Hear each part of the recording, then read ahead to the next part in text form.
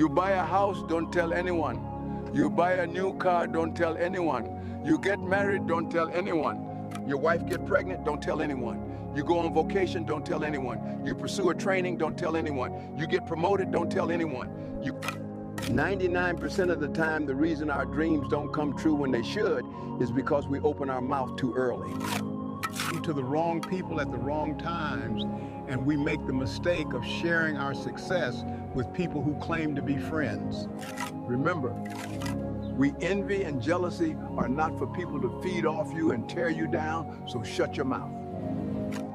Most of your friends want to see you succeed, but never better than them. And don't forget, even family members can harbor hidden envy, but they can't stop what God has planned for you.